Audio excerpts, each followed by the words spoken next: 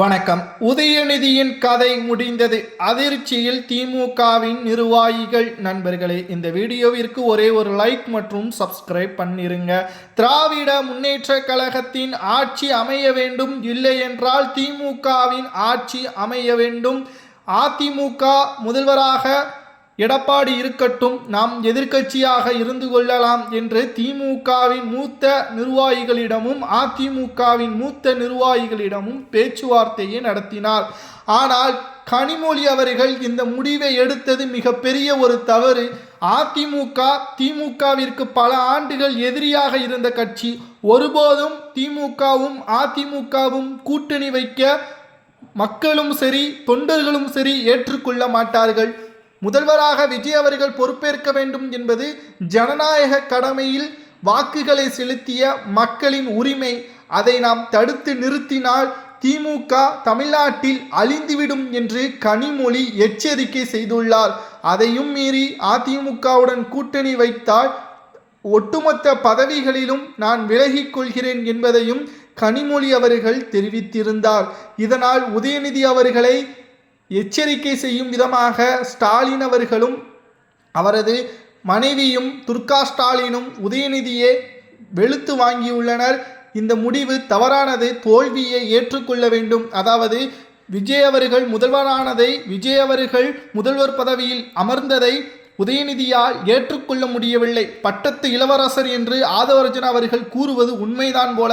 ஏனென்றால் 2021 சட்டசபை தேர்தலில் இருந்து தொடர் வெற்றிகளை தான் திமுக தழுவியது.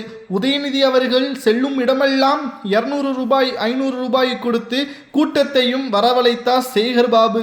ஆனால் உண்மையான ஒரு மக்களின் தலைவனாக ஒருவர் வந்தால் திமுக தோல்வியை தழுவும் என்பதற்கேற்ப விஜய் அவர்களது வருகையால் திமுகவின் நிலைமை மிகவும் மோசமாக மாறிவிட்டது. சனாதானத்தை பற்றி சட்டசபையில் பேசி மீண்டும் மக்களின் எதிர்ப்பை பெற்றுக்கொண்டிருக்கிறார் உதயநிதி. பலரும் எதிர்க்கட்சி தலைவர் பதவிற்கு உதயநிதி அவர்கள் தகுதியற்றவர், KN நேரு அவர்களை அந்த பதவியில் வைத்திருக்கலாம், அல்லது இதற்கு முன்னால் நிதியமைச்சராக இருந்த தங்கம் தென்னரசு அவர்களை எதிர்க்கட்சி தலைவராக வைத்திருக்கலாம். உதயநிதி அவர்களை மீண்டும் பட்டத்து இளவரசாக அரங்கணித்தது, அரவணைப்பு செய்தது மீண்டும் மக்களுக்கு கோபத்தை ஏற்படுத்தியதாகவும் ஆதோ அர்ஜுனா அவர்கள் தெரிவித்துள்ளார். மக்கள் இனி திமுகவை விரட்டி அடிக்கும் விதமான எதிர்ப்புகளை காட்ட ஆரம்பித்து விட்டார்கள்.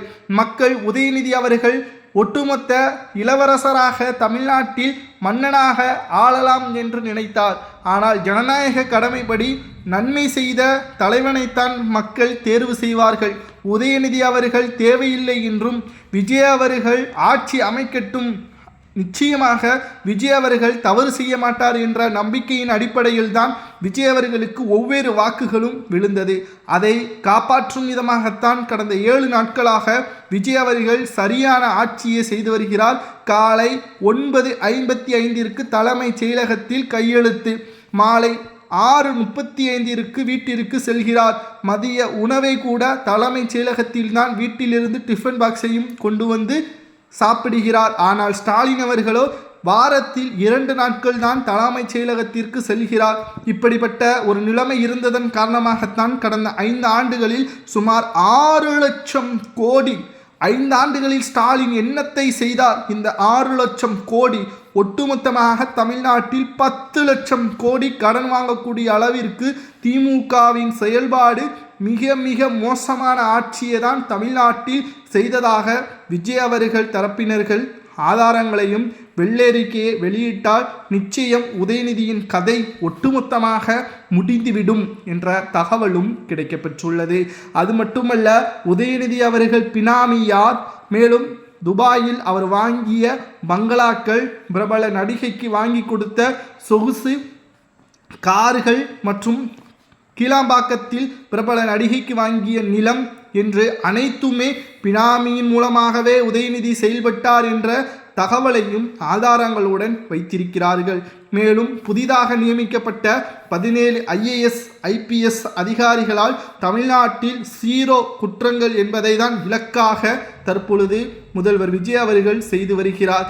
இது நடைபெற்றால் அரசியல் விமர்சகர்கள் அடுத்த 25 ஆண்டுகள் விஜய் அவர்களை யாராலும் அசைக்க முடியாது. மக்களின் கதாநாயகனாக சினிமாவில் மட்டுமல்ல நிஜத்திலும் விஜய் அவர்கள் முதல்வராவதை யாராலும் தடுக்க முடியாது அடுத்த 25 ஆண்டுகள் என்று கடுமையான விமர்சனங்களும் மக்களது வரவேற்புகளும் இருப்பதாக அரசியல் விமர்சகர்கள் கூறுகிறார்கள். ஆனால் திமுக எதிர்க்கட்சியாக இருக்குமா என்று கேட்டால் கிட்டத்தட்ட 234 தொகுதிகளில் 10 முதல் 14 இடங்களை தான் எதிர்கால அரசியலில் உதயநிதி அவர்கள் தலைமை வகித்தால் நடக்கும். ஏனென்றால் உதயநிதி அவர்கள் சனாதனத்தை மீண்டும் மீண்டும் பேசி மக்களின் எதிர்ப்பை சம்பாதித்து கொண்டிருக்கிறார். கடந்த அண்ணா அவர்களது காலத்தில் தான் சனாதானம் உயர்ந்து இருந்தது. ஆனால் தற்பொழுது வரை அதை வைத்துக்கொண்டே அரசியல் செய்யலாம்.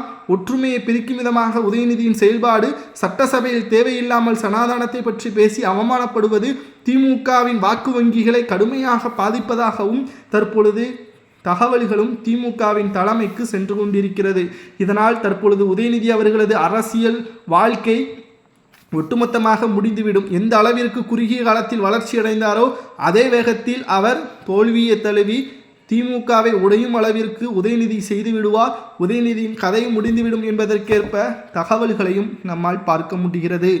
அடுத்த செய்தி, திராவிட முன்னேற்ற கழகத்தின் கூட்டணிகளாக இருக்கக்கூடிய விசிக, முஸ்லிம் லீக், இடதுசாரிகள் தற்பொழுது கூண்டோடு விஜய் அவர்களுக்கு ஆதரவுகளை தற்பொழுது வெளியே இருந்து தெரிவித்திருக்கிறார்கள்.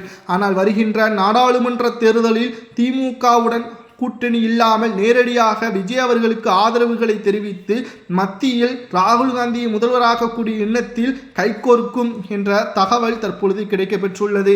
இதனால் திமுகவிற்கு என்ன பாதிப்பு என்று பார்த்தால் விஜய் அவர்களால் திமுகவின் கூட்டணி முதலில் உடையும். அதற்கு பிறகு மக்களவைத் தேர்தல் 29 தொகுதிகளில் திமுக தனித்து போட்டியிடும். அதில் ஒரு இடங்களை கூட திமுகவால் வெற்றியடைய முடியவில்லை என்றால் திமுக தமிழ்நாட்டிலிருந்து முழுவதுமாக அகற்றப்பட்டு விட்டது என்று மக்கள் உணர்ந்து விடுவார்கள். அதனைத் தொடர்ந்து தமிழ்நாட்டில் திமுகவிற்கு எதிராக அதிமுக இருந்த காலம் போகி தற்பொழுது அதிமுக வர்சஸ் தாவேகா என்று மாறக்கூடிய நிலைமையும் உருவாகும். ஏனென்றால் 2016 தாவேகாவில் வருவதற்கு முன்பாக அதிமுக தனித்து போட்டியிட்டது. தற்பொழுது விஜய் அவர்கள் எப்படி தனித்து போட்டியிட்டாரோ அதேபோல் ஜெயலலிதா அவர்கள் தனித்து போட்டியிட்டு ஆட்சி அமைத்தார். ஆனால் ஒரு காலமும் திமுக 234 தொகுதிகளிலோ அல்லது 39 தொகுதிகளிலோ போட்டியிட்டது கிடையாது. இதனால்தான் திமுக ஒட்டுமொத்தமாக தோல்வியை தழுவி மக்களிடம் இருந்து புறக்கணிக்கப்பட்டு திமுக தமிழ்நாட்டில் முழுவதுமாக அகற்றப்படும். ஸ்டாலின் அவர்களும் உதயநிதி அவர்களும் மக்களுக்கு செய்த ஊழல் ஆட்சியால் அவர்கள் புறக்கணிக்கப்படுவார்கள். உதயநிதி பட்டத்து இளவரசன் என்ற பதவி ஆதவர்ஜுனா அவர்களால் கூறப்படுகின்ற நிலையில் தற்பொழுது அவர் கூறுவதை போல் தமிழ்நாட்டில் ஸ்டாலின் அவர்களுக்கு பிறகு உதயநிதி கதை முடிந்துவிடும் என்று